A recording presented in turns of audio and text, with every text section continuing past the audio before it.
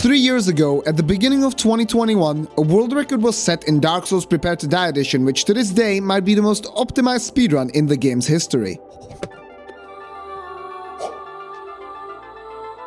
Jesus fucking Christ! It shattered the 20-minute barrier in the any % force quit category and was so far ahead of the competition that no one even dared to challenge it. That is, until now. The longest standing Dark Souls world record was finally broken, and compared to most breakthroughs, it wasn't caused by a massive discovery or optimized execution. Instead, it fell thanks to novel, ingenious routing strategy using the game's existing arsenal, coming from an unexpected source. Let's take a look at this new brilliant route and how it beat the most optimal Dark Souls record.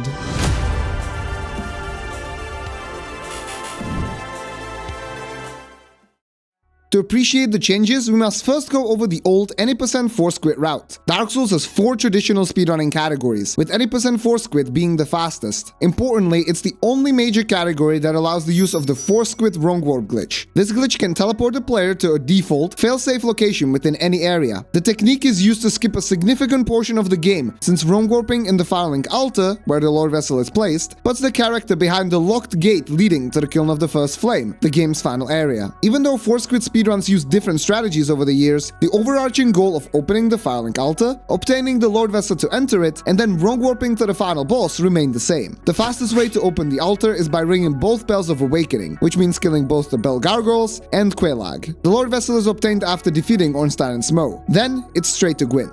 Kapitein's sub 20-minute run started as Hunter for its bow, and chose the Master Key as the starting gift to open the New Londo shortcut leading to Valley of Drakes. Estok was picked up along the way for the bread and butter moose swap glitch, followed by obtaining the red tearstone ring to significantly increase damage output when health is low. Kapitein then lit a bonfire in the Darkroot Garden to go to Undead Parish later, and used the first force quit wrong warp to return to the start of New Londo. He descended Blighttown and picked up the Great Club at the bottom, then immediately headed to slay Quelaag and ring the first bell. After upgrading at Andre, the run backtracked to beat the Gargoyles and rang the second bell, in turn opening Sun's Fortress, at the end of which it defeated the Iron Golem and was transported to Anor Londo. Kapitein continued directly to Ornstein and Smough, obtained the Lord Vessel, entered Firelink Altar, wrong warped into the kiln and slayed Gwyn, finishing the game in just 19 minutes and 49 seconds.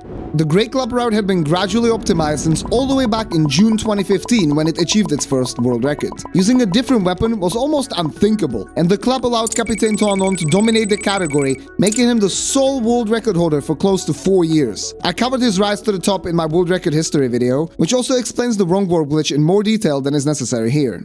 But such strategic stability can restrain innovation and prevent new ideas from coming to fruition. After all, at first glance, there appear to be few routing options. The fastest progression through the game using wrong warps is pretty much given, and the variables to play with are limited. However, in such situations, a newfound mind might provide a fresh perspective, and that's exactly what happened when a routing enthusiast from the Silent Hill community, out of all places, came up with the idea to use a different weapon altogether. A weapon that surprisingly saw brief use in the category far back in 2013, the Black Knight Sword. The enthusiast's name was Opaque Glassjar, and he was about to start a new chapter in Force Quit's history.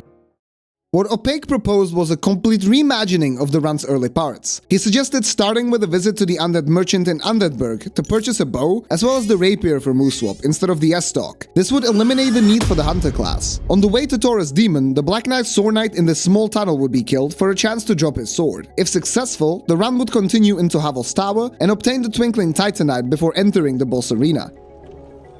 The demon could be beaten without a weapon thanks to a new setup that manipulates him into falling off the bridge.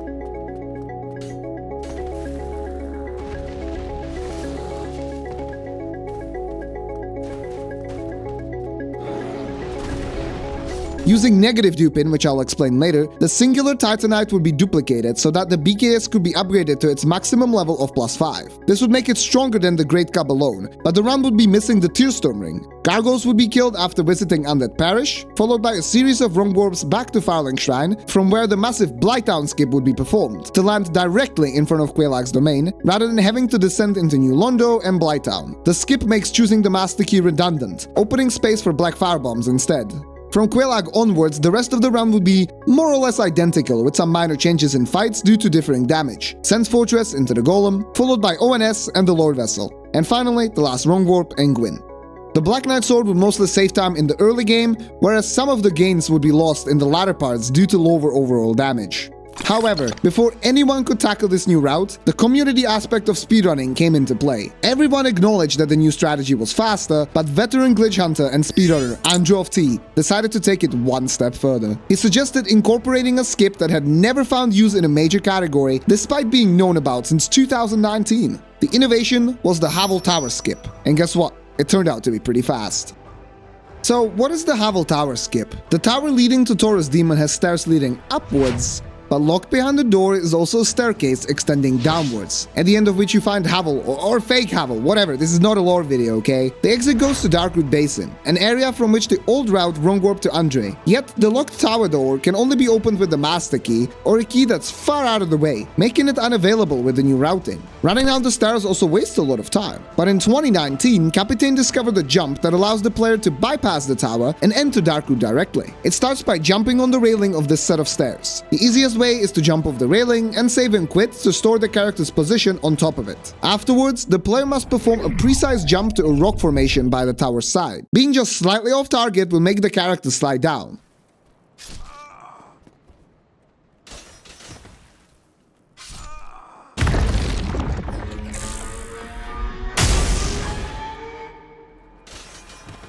From there, either a fall control quit out or the air roll glitch take us straight to Darkroot Basin.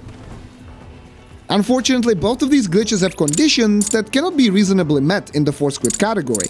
Well, it turns out they don't have to be. Landing on the rocks will already display the Darkroot Basin area pop-up, indicating the player is considered to be inside of that region. Wrong warping from up here teleports the runner to Andre the same way the old route did, skipping having to run underneath the Hellkite Drake and through Undead Parish, saving around 20 to 30 seconds. Absolutely massive for a 20-minute speedrun. Before elevating the Black Knight Sword to +5, it is necessary to level 18 Dexterity first to wield it.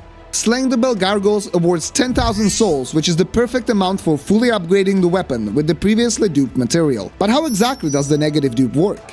When buying an item, the game must determine whether to display a quantity prompt and how many items to offer the player for purchase. It does this by taking the maximum stack of the particular item, such as 99 green blossoms, from which it subtracts the currently held number, like 20 in this case, resulting in the offered quantity of 79. You can see it show up in the menu here. With prompt swap, it is possible to open a quantity prompt on an unstackable item, such as the rapier in any % force quits case. Confirming the purchase with a higher number will buy only one rapier, but with a higher internal quantity. Here, the number is 12. If we then attempt to purchase the item again, the calculation for the quantity prompt occurs as explained. The maximum stack for a weapon is 1, but the currently held stack has an internal quantity of 12, so the subtraction results in a negative 11 being stored in the game's memory. After Taurus Demon, the runners use prompt swap once again, this time to open two menus simultaneously and input the stored quantity into the drop prompt of the Twinkling Titanite. Dropping a negative quantity creates a surplus of items in the player's inventory instead, effectively duplicating the upgrade material and allowing the runners to fully upgrade the BKS early. With a stronger sword, it is time to head over to Quelaag and ring the second bell. The quickest path there from Andre is a series of wrong warps from Parish to Undeadburg and then from Burg to Firling Shrine. It is here where one of the most impressive skips in all of Souls, the Blighttown skip, begins. It abuses a disconnect between two of the game's internal variables, the last area visited by the player and the last stored position in coordinates. The elevator from Firling to New Londo is considered unstable ground, so the player's stored coordinates do not get updated. Touching New Londo at the bottom for less than 5 frames forces the game to update the last area to New Londo while keeping the last stored position in Firling. After quitting out, the game will load New Londo before Firling, the player's location, resulting in them falling through the void. But with the proper setup, it is possible to land on a nearby thin wall, and another save and quit prevents the character from dying. After dropping to a lower area, a second narrow seam can be followed along New Londo to a place located directly above Quelaag's domain. But herein lies the problem. The domain is right next to us, but extremely far down. We have no fall control or air rolls, so how do we manage to survive the drop? Over the years, speedrunners have developed many different exploits, some of them widely applicable and some of them a bit more specific. Delayed fall damage cancels are on the rarer side, but have led to massive routing breakthroughs, and one such cancel allows any % force quit to finish the skip. You see, jump attacking a sloped surface puts the character in a special animation, at the end of which rolling is possible. If done correctly, the slope will generate enough downward velocity to end the animation just before hitting the ground of the domain. The following roll then provides invincibility frames that prevent fall damage from occurring, landing the player directly in front of Quelaag's arena. The rest of the run after killing Quelaag follows the familiar pattern. Sense Fortress and Iron Golem, Ornstein and Smough and the Lord Vessel, Firelink Altar, and the Wrong Warp into Kiln, before defeating Gwyn to roll the credits. After gaining an understanding of the major changes in the run, the next question is obvious. Who broke the longest standing Dark Souls world record? Well, there were several people, including Kapitein himself, but the one to achieve a truly monumental breakthrough was the multi-time any percent world record holder, QQ, when he got to work with the new route, and on 19 December 2023, he got on this run. The run began as usual with 5 of the available 10 black firebombs used to defeat Asylum Demon during the first encounter,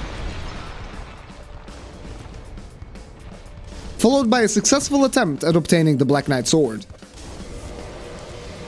QQ used another firebomb to kill the barrel-rolling Hollow to ensure he doesn't get in the way during the Havel Tower skip, and after getting the Twinkling Titanite, made Taurus quickly fall off the bridge. He then executed the negative dupe. The Havel Tower skip was a smooth first try, and the run continued to Andre after wrong warping. When approaching the bonfire to level the required dexterity, QQ did something really cool. You know how the purchased rapier has a higher internal quantity? Well, the game uses this quantity to calculate the weapon's weight, making it unnecessarily heavy. The way to fix it is to drop it on the ground and pick it up again. To avoid having to do this while slowly walking, QQ lit the Undead Parish bonfire and opened the menu at the same time, which allowed him to navigate to the rapier and drop it during the lighting animation, saving precious time. He then proceeded to the Gargoyles fight, and this is one of the most impressive fights you will see. Before entering the fight, a firebomb is thrown which explodes perfectly as the first Gargoyle spawns and cuts its tail, effectively leading to a stun lock. A backstep was used to poise through the second Gargoyle's attack and immediately answer with the chosen Undead's own running attack, finishing the fight. After upgrading at Andre, the 2 wrong warps led QQ to Firelink, from where he masterfully performed the Blighttown skip.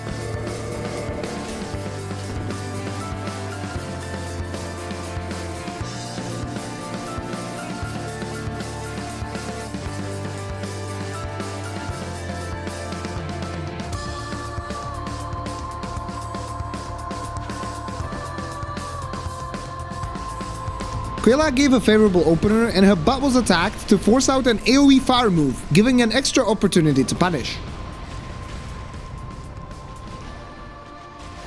After traversing Sense Fortress, Iron Golem is a blink and you miss it kind of fight. The first running attack already deals over 400 damage, staggering the boss, and a simple follow-up R1 hits for over 200 damage, making it stumble and fall off the bridge. The Iron Londo section saw QQ perform some truly optimized movement. Okay, maybe not that part, but look at these jumps instead. Poetry in motion. The AI break glitch which I covered in my recent video was used to delay Ornstein and Smough's first attacks, and the fight was swift.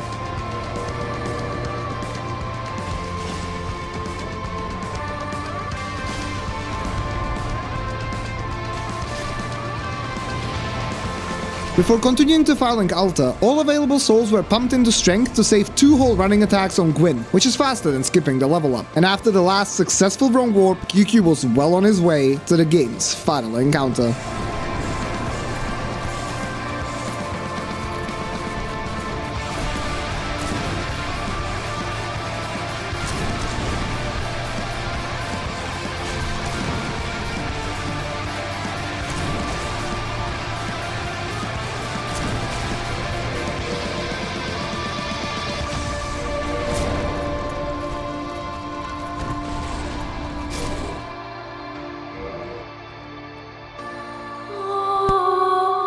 Finally. Oh my god.